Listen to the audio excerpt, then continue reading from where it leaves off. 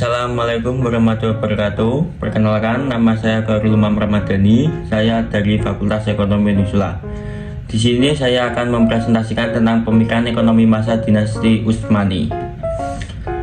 Pemikiran ekonomi Kinalis Ali Celebi tahun 1511 sampai 1572. Satu biografi. Kinalis lahir pada tahun 1511 Masehi di sebuah kota yang bernama Isparta di wilayah Anatolia. Beliau merupakan putra dari Hakim Emruwah Mehmed dan cucu dari Abdullah Al-Qadir Hamidi. Salah satu karya terkenal beliau pada waktu itu berjudul Akhlaq il-Alai yang berisi tentang akhlak yang memberikan warna Turki Utsmaniyah dalam perkembangan ilmu pengetahuan. Beliau merupakan seorang filsuf moral besar pada abad ke-16 sekaligus seorang murid Civiyat Muhyiddin Effendi. Sebelum memulai karir yudisialnya, beliau pernah mengajar di berbagai tempat seperti Madrasah Sulaimaniyah sebagai seorang profesor serta berbagai perguruan tinggi di Edirne, Bursa, Kütahya, dan akhirnya Istanbul. Tepat di tahun 1563, beliau ditugaskan sebagai hakim di kota Damaskus lalu ke Kairo, Bursa, Edirne.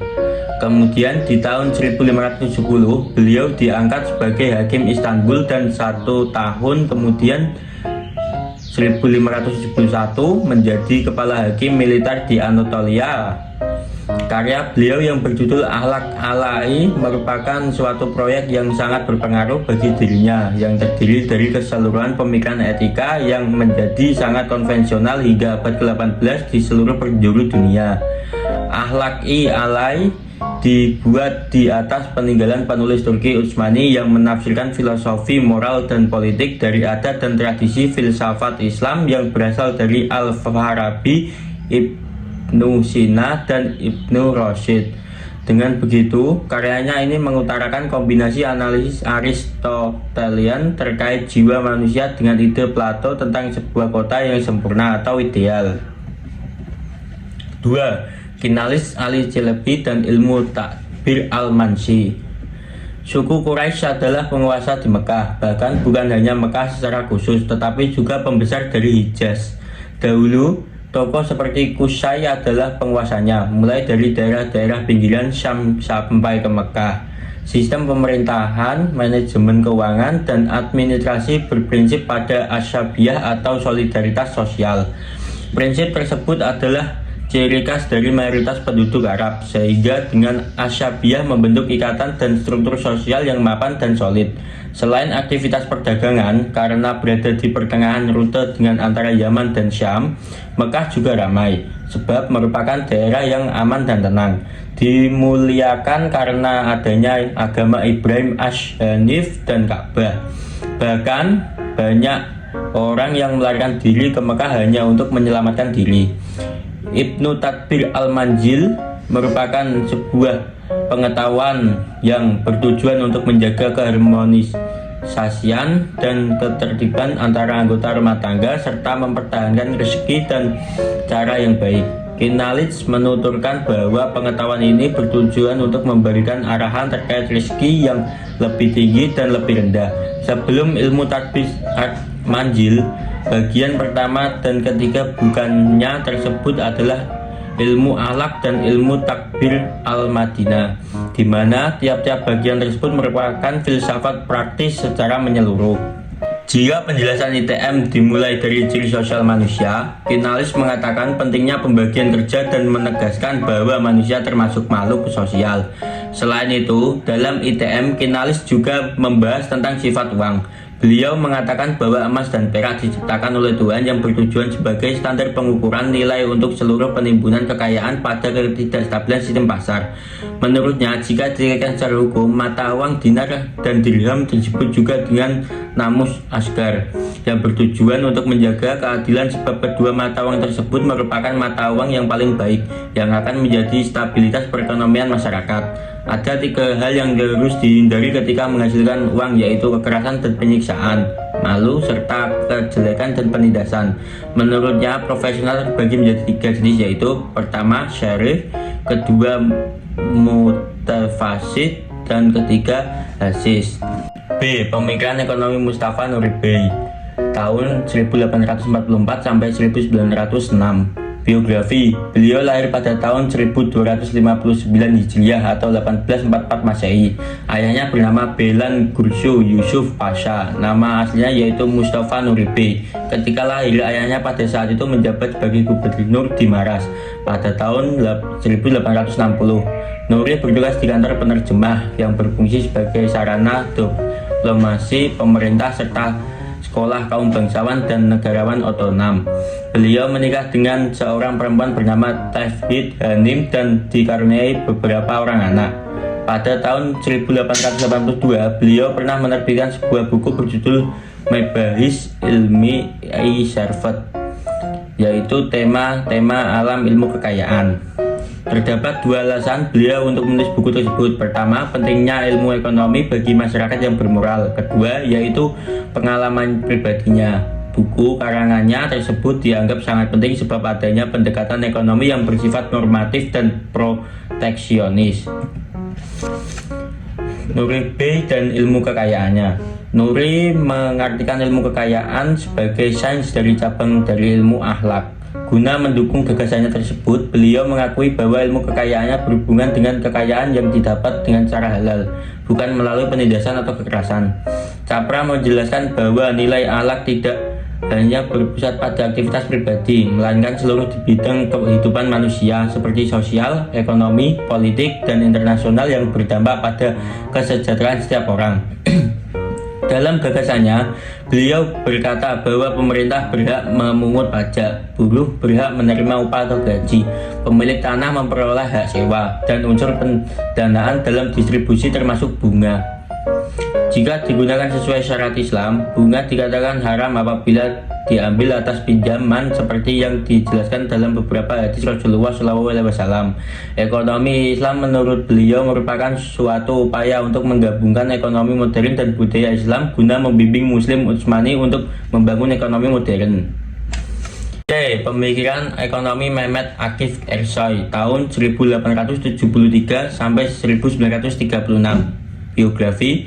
Beliau lahir di Istanbul pada 20 Desember 1873 Masehi. Beliau merupakan seorang guru di Madrasah Fatih. Selain menjadi guru, beliau juga aktif sebagai penyair, penulis, akademis, politisis, dan penulis lagu kebangsaan Turki. Beliau menempuh pendidikan di bangku sekolah Emir Bukhari dekat Provinsi Fatih ketika berusia 4 tahun setelah lulus dari sekolah dasar. Kemudian beliau melanjutkan studinya ke Fatih Rusdi, yaitu Sekolah Menengah Pertama Utsmani, dan Mukteb-i Mulkiyi, Sekolah Sains Politik. Beliau memulai karir pada tahun 1893 sebagai pengamat kedokteran hewan yang ditugaskan di Anatolia, Makedonia, dan Hijaz. Beliau juga pernah mengajar sebagai seorang guru di sekolah pertanian Halkah pada tahun 1906 dan sekolah di mesin pertanian pada tahun 1907. Pasca 1 tahun, beliau diangkat sebagai guru besar sastra di Darul Ulum University, sekarang Istanbul University. Beliau juga aktif mengajar sebagai dosen sastra Turki di Universitas Mesir, Kairo, dan sebagai penerjemah Al-Quran. Tahun 1935. Beliau jatuh sakit dan akhirnya memutuskan untuk kembali ke Turki pada awal musim panas tahun 1936. Di akhir tahun 1936, tepatnya tanggal 27 Desember 1936. 2. Pemikiran Akif tentang pentingnya kerja dalam Islam. Akif menjelaskan bahwa negara maju karena semangat kerjanya yang tinggi. Bangsa yang maju merupakan bangsa yang telah meninggalkan dirinya dari sikap apatis. Oleh sebab itu, dengan menerapkan gaya hidup yang rajin dan kerja keras, masyarakat akan mencapai tingkat peradaban modern. Dalam tulisan ini, penulis berpendapat bahwa Islam bukan suatu penghalang bagi para pengikutnya untuk menerapkan gaya hidup yang produktif. Beliau menyatakan bahwa di dunia ini adalah tempat berjuang. Sebagai sebuah agama, Islam mengandung banyak ketentuan dan pandangan yang menginstruksikan umatnya untuk menjalani hidup produktif. Hal ini dilihat bahwa manusia menjadikan dunia sebagai tempat produktif untuk menyejahterakan kehidupannya, sedangkan kerja merupakan sarana untuk mencapai tujuan di akhirat. Beliau juga merujuk pada salah satu hadis Rasulullah SAW yang menjelaskan tentang orang yang bekerja keras untuk mencari nafkah seperti berjuang di jalan Allah Subhanahu wa Ta'ala. Kehidupan ini akan terus berjalan ibarat satu air mata dan keringat orang yang tidak dapat membuat perubahan apapun. Mereka akan mencapai tujuannya jika bekerja sama. Berdasarkan pendapat tersebut, penulis menjelaskan bahwa pentingnya kerjasama dan persatuan ekonomi dalam suatu negara. D. Pemikiran ekonomi Said Nursi Badiu'uszaman tahun 1877 sampai 1960. Biografi. Beliau lahir di sebuah desa bernama Nurs, daerah Bitlis pada tahun 1293 Hijriah atau 1877 Masehi. Beliau merupakan anak keempat dari 7 bersaudara. Ayah dan ibunya bernama Mirza dan Nuriya yang berasal dari suku Kurdi dan pengikut aliran Naqsabandiyah. Adapun saudara kandungnya yaitu Duriyah Hamnim, Halimah Hanim, Abdullah, Said, Muhammad, Abdul Majid, dan Marjan. Beliau memiliki kepandaian dalam bidang ilmu syariat. Hal ini dibuktikan dengan menyelesaikan masa studi diplomanya di salah satu madrasah Bayezid selama 3 bulan, yang seharusnya diselesaikan selama 15 tahun lamanya. Atas kepandaian tersebut, beliau mendapat gelar Mola atau penghormatan atas seorang yang terpelajar di bidang agama dari Syekh Muhammad Celali. Setelah lulus, beliau kemudian membangun sebuah madrasah di Mardin, sebelah tenggara Anatolia, serta melakukan perjalanan di beberapa kota besar di Turki seperti Bitlis, Sirk, Mardin, Van, dan Erzurum.